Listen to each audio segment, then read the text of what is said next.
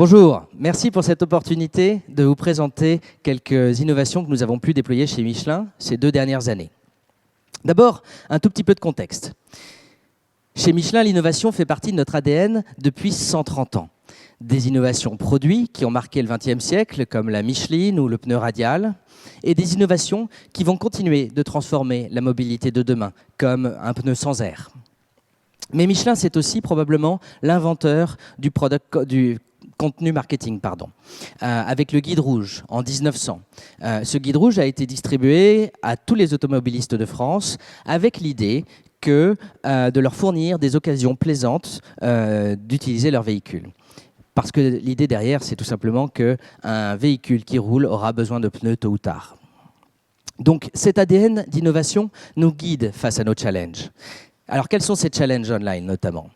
Eh bien, on opère dans un marché qui est particulièrement complexe. D'abord, le produit est indissociable du service. Vous ne montez pas vos pneus vous-même, n'est-ce pas ? Donc il va vous falloir un rendez-vous chez un professionnel. Mais avant ça, quels pneus vous faut-il ? Si vous avez la chance d'être l'heureux propriétaire d'une Porsche Carrera, il y a 14 dimensions possibles. Si vous avez une Peugeot 208, il y a 6 dimensions possibles. Un manufacturier qui n'a pas d'offre disponible immédiatement dans chacune de ces dimensions perd la vente.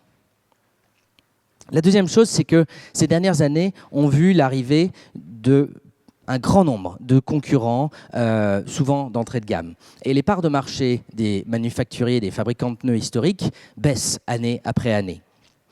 Sous l'effet de cette concurrence, notamment, en France, dans la dimension la plus fréquente du marché, vous trouverez aujourd'hui 247 options possibles entre 40 € et 220 €. Comment on fait ? Eh bien, d'abord, aucun acteur de la distribution classique ne peut tout vous proposer. Seuls les e-retailers peuvent le faire. Le deuxième axe de challenge, c'est que le consommateur, chez nous aussi, comme chez vous, a beaucoup changé. 80% de ces consommateurs cherchent sur Internet avant d'acheter des pneus et 10% achètent véritablement sur Internet. C'est l'écart entre ces deux chiffres qui a permis à notre organisation de prendre conscience à quel point l'online est au service de l'offline, notamment. Donc, le consommateur se renseigne sur Internet. OK, où va-t-il ? Eh bien, il va chez des e-retailers. Vous les connaissez, ces enseignes. 95% du trafic pneu dans le monde est trusté par les e-retailers. Pourquoi ? Parce que le consommateur exige un parcours qui commence en multimarque. Donc, avec tous ces constats, on a décidé, un petit peu à contre-courant de la mode, certes, de fermer nos opérations direct-to-consumer qui n'auraient pas pu marcher. Et ça nous a surtout permis de reconcentrer nos énergies sur ce qui était beaucoup plus important à nos yeux, c'est-à-dire gagner avec les gagnants de la distribution, gagner avec les retailers. Alors qu'a-t-on fait ? D'abord, les bases. Sur Internet, la seule chose qui différencie un truc rond et noir d'un autre, c'est le contenu produit. Alors, il se trouve que le pneu Michelin est plus cher, certes, et il y a de très bonnes raisons à ça. Mais en revanche, on n'avait aucune histoire pour justifier cette différence. Le consommateur ne comprenait pas les bénéfices apportés par nos produits, et donc la valeur ajoutée de nos produits. On est donc allé puiser dans notre ADN dont je vous parlais tout à l'heure pour réapprendre à raconter une histoire. Et on a en fait remis à plat tout le product content. On a pris conscience qu'il fallait passer d'un produit mal représenté, souvent, pas par nous, à une histoire qui soit maîtrisée, qui soit bien racontée et surtout qui soit comprise. Donc, avec nos agences, on a déployé un énorme effort de construction de contenu. Et on a produit des images qui mettent en avant les bénéfices tangibles, le produit en utilisation, des textes compréhensibles, des vidéos qui lèvent les barrières et notamment qui expliquent que si le pneu Michelin est souvent plus cher, eh bien c'est parce qu'il performe plus longtemps. Et donc les résultats sont là. En fournissant des images de qualité, des bénéfices clairs, des textes compréhensibles qui incluent du SEO, bref, du contenu riche, on a pu enregistrer plus 20% de ventes chez le leader du e-retail, en Pologne par exemple, mais également à d'autres endroits. Et un impact offline véritablement indéniable. La deuxième initiative dont je voudrais vous parler, c'est la réorientation des budgets et des énergies vers la conversion. En ce moment, on a une magnifique campagne de marque que vous avez peut-être vue à la télévision ou ailleurs qui s'appelle Motion for Life. Bon, très bien. Tout le reste, ça doit être de la conversion. Parce que déjà, à un instant T, il y a seulement une petite proportion des automobilistes qui a besoin de pneus. Donc ce sont ceux-là qu'il faut cibler. Et on opère en B2B2C sur des achats qui sont peu fréquents et qui ont lieu extrêmement rapidement. En quelques jours, le consommateur passe de « j'ai besoin » à « ça y est, c'est trop tard, c'est fait ». Donc notre nouveau focus, les ventes immédiates, le retour sur investissement. Ça, j'avoue, c'était un petit peu nouveau pour nous, il nous a fallu apprendre. Pour que ça marche, il fallait notamment faire le lien, boucler la boucle entre les investissements faits par l'annonceur, nous, et les ventes qui sont faites par le e-retailer, la distribution. Comment ça marche? Imaginons vous habitez Istanbul, vous êtes ciblé parce que vous êtes en recherche de pneus. Et ce pneu convient pour votre Audi A3.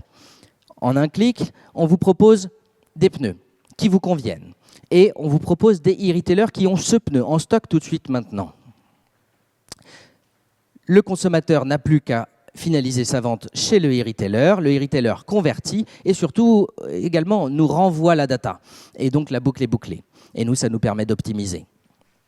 On a déployé ça dans 20 pays avec 60 partenaires. Ça nous donne de très bons taux de lead gen et ça génère des millions de leads par an. Au-delà des pneus vendus, c'est intéressant parce que c'est un véritable cercle vertueux. Ça nous permet de commencer à réinventer la relation qui nous unit avec la distribution. Je suis sûr que vous faites ça, sans doute bien mieux que nous d'ailleurs, et si vous avez des idées, ça nous intéresse pour nous améliorer. La troisième initiative, c'est l'ambition d'un rayon virtuel qui soit véritablement impeccable. Pour l'effet online, bien sûr, mais aussi beaucoup pour l'effet offline. Chez Michelin, on n'oppose pas les deux. Donc vous avez compris que dans notre industrie, si on ne propose pas la bonne dimension, dans la bonne gamme, au bon endroit, au bon moment, on perd la vente. Donc voici Louis, heureux propriétaire d'un SUV Volvo. Il habite en France et il a besoin de pneus toute saison tout de suite maintenant, parce que c'est tellement plus pratique, les pneus toute saison. Bon, où ce produit est-il référencé? La data nous dit chez 8 des 10 plus grands e-retailers français. Et où est-il en stock là? Eh bien, chez 6 d'entre eux. Et à quel prix? Et pour quel ranking? Etc. Donc tout ça, ce sont des questions que l'on se pose. Et puis plus important, ce sont des sujets sur lesquels on cherche véritablement à agir. Comment? Eh bien, on envoie nos petits robots, nos crawlers, sur les sites des e-retailers tous les jours. Ils capturent de la data brute. Bon, cette data brute, cette montagne de data brute, je devrais dire, en elle-même, n'a strictement aucune valeur. J'ai pu le constater dans d'autres industries. Si on s'arrête là, en général, cette data n'est pas ou peu utilisée.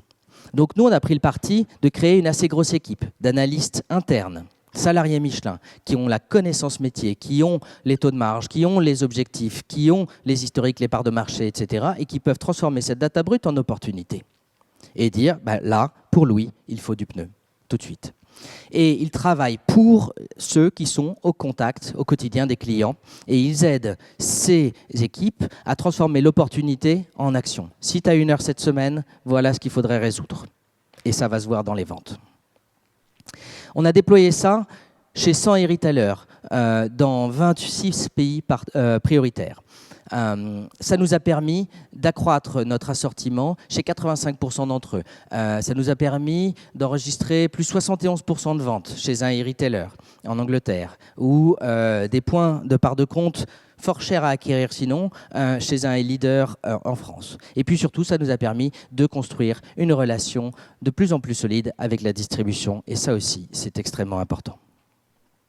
Voilà, donc grâce à ces initiatives et à d'autres, grâce à la mobilisation des équipes et aux énergies de tous, nous avons réussi en quelques années à faire du e-retail notre 3e pays en termes de vente. Ça représente aujourd'hui environ 10% de notre chiffre d'affaires et on enregistre des taux de croissance qui sont assez séduisants.